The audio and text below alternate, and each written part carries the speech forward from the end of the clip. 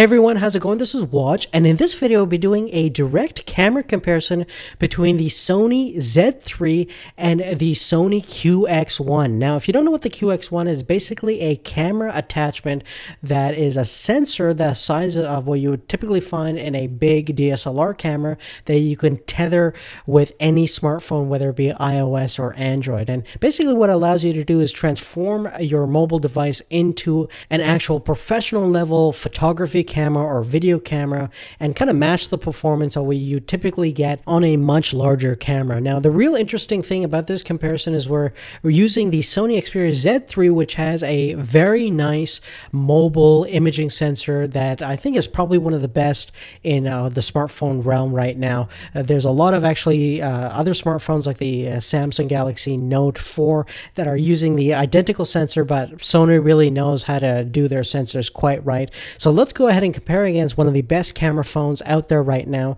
and see which one comes out on top.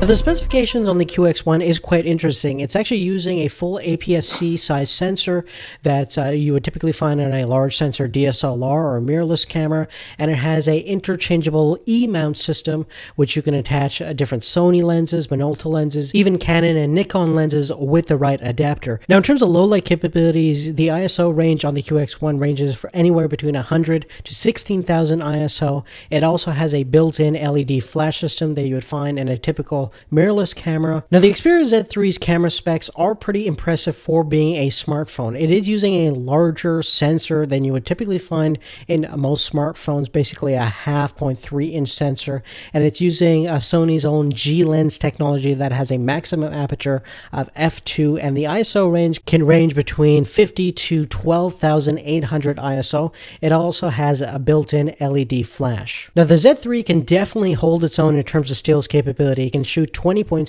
megapixel stills versus the QX1 can do about 20.4 megapixels. So they're pretty much identical in terms of overall resolution. So let's go ahead and take a look at a couple of different shots so you can determine whether the QX1 is really worth that $400 on top of your existing smartphone.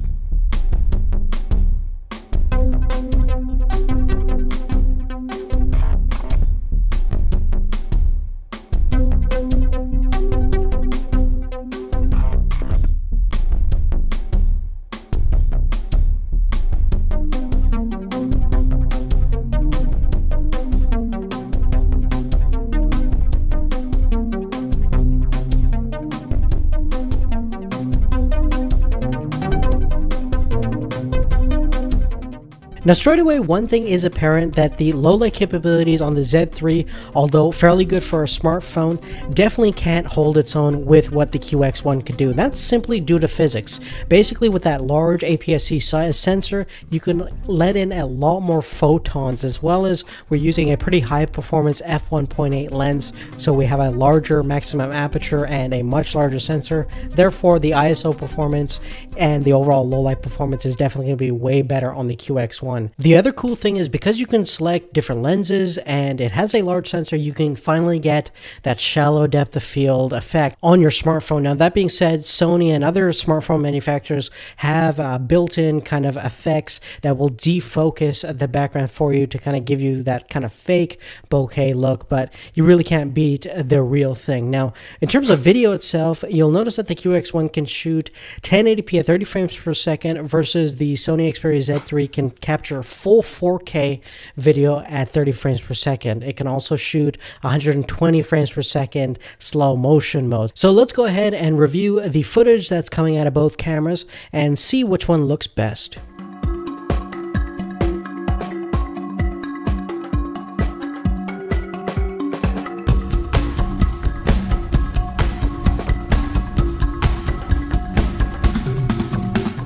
Now, if I had a choice between using the Sony Xperia Z3 to conduct some kind of video or to use the QX1, I would personally actually go for the QX1, even though it's not nearly as sharp or as high as bit rate, but mainly due to the fact that I can use my photography and video lenses for actually shooting and taking pictures with the QX1. I think I'm gonna find overall better results, both in terms of videos and stills, because the look of that large sensor is certainly something you cannot replicate on any smartphone right now. So if you do want the ability to shoot professional looking photos and videos, I think the QX1 kind of delivers in most regards. Now, if you do want more details about all the specifics on the QX1, definitely check out my full review that's on the channel right now.